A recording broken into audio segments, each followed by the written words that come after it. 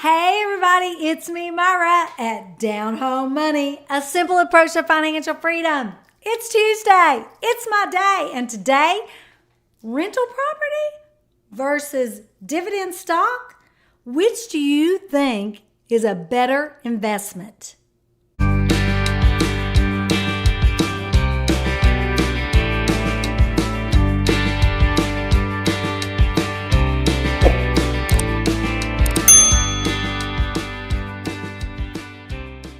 Okay, here we go. Let's just dive in. So a lot of y'all know I've owned rental property for over 30 years. Bought my first house at 20 years old. Still own it.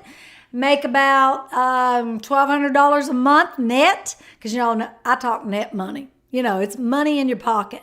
A lot of people that own rental properties talk all these big numbers, but they owe so much on the property because they went and refinanced it and pulled all their equity out, and they're not cash flowing. And rental property is about cash flow, which means net for your family, especially if you want financial freedom. If you want to quit your job, we've got to find out how we replace that income. So it's always about net. So let me just share with you some of the pros of rental property. One of the pros is it's a smaller initial investment than stocks to make the same amount of money, okay? Because you can use leverage. And when you're young and you're just starting and you're wanting to invest the first time, get your first rental property, I would tell you buy a duplex. Live on one side. The smartest thing you can do is buy a duplex, live on one side, let the tenant pay the payment. It's beautiful. You got to live somewhere, and you can use the extra money you're going to have because you're not paying rent or a payment because the tenant's paying it. You can use that to build the dividend portfolio I'm talking about, because there's no doubt the dividend portfolio is more about freedom. Okay? I mean, you have a lot more freedom from that than you do owning rental property. But rental property made me who I am today. A lot of you know my story. I started buying at 20, and by the age of 33, I had 10 properties that threw me off $5,000 a month, and I was able to retire. That changed everything for us. So buying rental, I was a hairstylist. My husband was a policeman. We didn't make a lot of money, but we saved our money, put down payments, bought these houses, and then worked towards paying them off.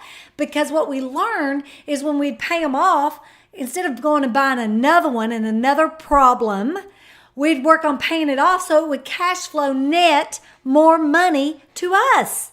So you can go buy these huge portfolios, and there's a lot of people that do it differently. And listen, let me just say this. I'm not saying my way's the right way. It was right for us, and here's the deal. I made it, okay? And so it worked for me. So I want to share it. And everybody has different ways of doing things. You got to figure out you and what's your way. So let me just share my way and see if this might work for you, okay? There's no right or wrong. It's just you got to get started. That's the thing. So with these 10 properties, we decided, you know what? Every time we add another property where we said yes to something, we're saying no to something else. We had more liability, more problems, another tenant. So we just decided freedom was what we wanted. So we worked real hard to pay those off so we could make enough money so we could both. I sold my hair salon and Rick quit the police department. With that said, the pros of owning real estate is the money's coming in and you have a write-off called depreciation. And that's where you depreciate the property every year. It doesn't really come from the money you received. It's like a write-off automatic when you go to do your taxes. So you're not paying taxes. It gives you additional money that you're not going to pay taxes on, which is phenomenal. So depreciation. Appreciation. You've got the appreciation of the property. The property values are going up year after year. Now, this last 3 years has been crazy. I mean, some of my properties doubled in value. And you never know when that's going to happen. So you just got to get started. Because a lot of people say to me, I'm going to wait because I know the market's going to fall. Look, it doesn't matter. If you're buying and holding, and I'm a buy and hold. I bought and held real estate. I have never bought a property that didn't go up in value because I held. Now, sometimes if you'd have bought in '06 and then go to sell in '09, you probably would have lost money. But I didn't do any of that. I was just continuing to buy to get to the amount of money is my freedom number so that I can not work and not trade my time for money.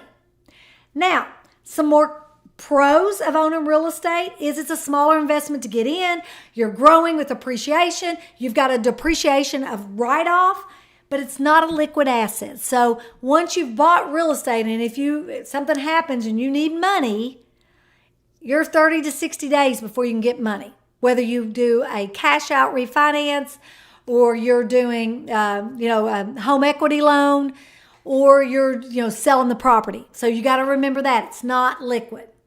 Another thing is that you've got to deal with tenants. And, whenever you deal with people, everything changes because you've got to depend on them to be able to hold a job, pay their rent on time. So this is why you need to check them out. You need to check their previous history. If they have evictions previously, you got a 50-50 shot if you're going to have to evict them. I'm going to just tell you because I've taken chances on people over my long-term career of rental properties. And I will tell you, people show up who they are. It's just a fact. And if they're not good money managers, they may have a great job, but they may be making $5,000 a month. But if they're spending $6,000, that's a deficit. So remember, check people out. How long have they been at their job? That's a telltale sign. If they switch jobs all the time, and I'm going to tell you, the millennials and Gen Z tend to change jobs every 2 or 3 years. So you're going to have to look at that because what is the consistency? Do they do the same thing with their rents? Do they stay? Do they pay on time? Call the previous landlord. He'll tell you what's going on. Everybody's different. The millennials and the Zs tend to change. X and baby boomers, they stay longer than a year. They usually are staying 2 and 3 years because they don't like change. It's just... It's fascinating when you start really looking at this. And again, these are my experiences. This isn't like how it works, okay? Repairs and maintenance. You're going to get those calls. I mean, we had a tenant call us one time, it's been years ago, and we had some girls that we're in a college town, and they were out partying all night and lost their keys, couldn't get in their house. Instead of calling a locksmith, they called us and woke us up at 2 o'clock in the morning when they decided to go home and couldn't get in their house. It's part of owning real estate. Turn your phone off when you go to bed. Just saying. But we've gotten really good at picking people. So, I mean, we really do study those applications and do all the due diligence to get a great tenant. So I would suggest that for you because it will make a difference. So now that leads me to when you're thinking about money. So on that property, let's say you make $30,000 a year in rent. So you can figure if you have a payment and if you have taxes and insurance and maintenance, all of that, on top of that, you may make, if you're lucky, 10% a year. So maybe 10 to 20%, depending on your debt to ratios of the property. So how much did you put down? But if you put a lowest down payment you can possibly put, you are probably going to be lucky if you can make $200, $300, $400 a month. And is it worth it? Yes, it's worth it to get started. You want to be diversified. You want to do stock and rental property. You want to be diversified in your assets. But let me tell you what I learned since 2020 that I did not know ahead of time. I did not understand dividend investing, and it is a more passive investment. My rental property is an active investment. We manage our own. So if you don't manage it, but that comes off the net profit. Remember that. That 10% you're going to pay a management company, 8 to 10, whatever you can negotiate, that comes off of your net proceeds. So, if you're only making $200 to $500 a month, one AC unit going down just took all your profits. And you need to make sure you have at least 3 months reserve set aside before you buy a rental property. You need to get your down payment, and then you need to also have 3 months reserve from the day one. And you need a home warranty or a residential service contract on your first property. That is crucial. This is all very important stuff to do to protect yourself if that AC unit does go down on the first one. And let me just say this, it's inevitable. Everything's going to happen on the first property. So be prepared, right? Don't steal from your family and your family being able to eat and pay your bills for your family with rental property. Okay? Make sure you're organized. Get your 3 months. Make sure when you go to buy it and your down payment, you've paid it. But if you get a duplex, the cool thing is this is all less likely to happen because they're making the payment. You're getting to live there for free. So you make that LLC. When you buy it in an LLC. You act like you're paying rent to yourself. Whatever you got to do in order to save that money, and that can go towards your reserve account, because you've got to have a reserve account, okay?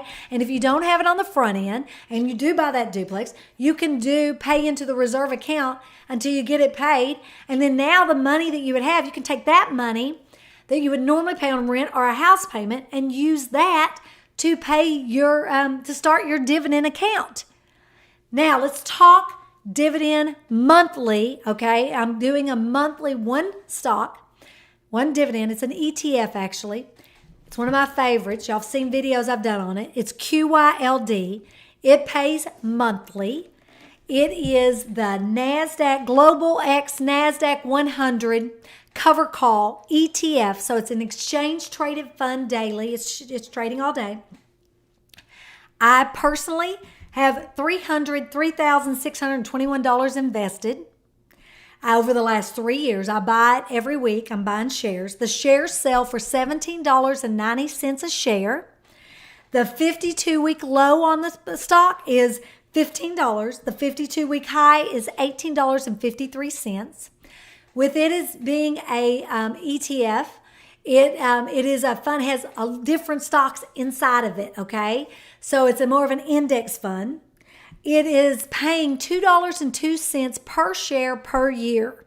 When you buy one stock, you pay $17.90. That's what it's trading for today. You will get $2 a share. It's actually $2.02 a year for each share. So let's say you want $2,000 a year. You need 1,000 shares or a $17,000 investment. Let's say we're starting small. We're going to invest $1,790. You will get $200 a year on that $1,790 investment. And you can take it in cash or you can take it in more shares. So as you're building this portfolio, I would tell you to take your monthly investment in more shares. I personally made last month $2,917.24 so that is a grand total of $35,000 a year, which is pretty phenomenal. On that $303,000 investment, that is 11.5% on my money. That's incredible. Yes, I can get 5% in the bank in a money market or a CD right now, which $300,000 would make me $15,000 a year. You're buying the property for the immediate monthly benefits for your financial freedom number. So what we want to do is, yes, it's going to appreciate and you're going to have appreciation value in there, but you want to make sure you're making good money on a monthly net income after all expenses. With QYLD, everything you make is net. There's no expenses. And it can be, you can have, some days it's worth 303, some days it's worth 300,000 because it's trading every day. So you want to watch that. And another con is you don't know what happens on Reddit and they go, well, look what they did to GameStop. So, stuff can happen. So it's not that it's not risky. It is risky. Yes, everything's risky, right? But it's also liquid. You can sell out immediately. Like if you want out, you can get out. So it's a little more liquid than rental property, a little more risky, I think, than rental property.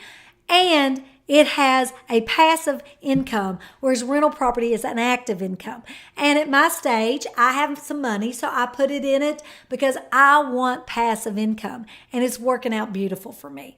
So I just wanted to share all of this for you so that you can kind of know, what am I doing? I say get diversified. Have a little bit of everything. Diversify. Have rental property. Have a dividend portfolio. I have quarterly dividends. I have monthly dividends. This is just one of my favorites. And so, I just want to bring to you, this is my passion project. I just want to bring to you what I'm doing to share with you. I wish I'd have had it for somebody to share with me. and I appreciate you, and I would never tell you what to do with your money. I'm just sharing with you what I'm doing. I'm a novice. I am learning every day, and I am enjoying it and just sharing my journey for you to learn from. I've made a lot of mistakes, and that's what 30 years has done for me. It's made me a little more experienced. So don't forget to sign up for our monthly newsletter. I'd love for you to get that, and follow me on Instagram. I'll see you guys next Tuesday. See you soon. See ya.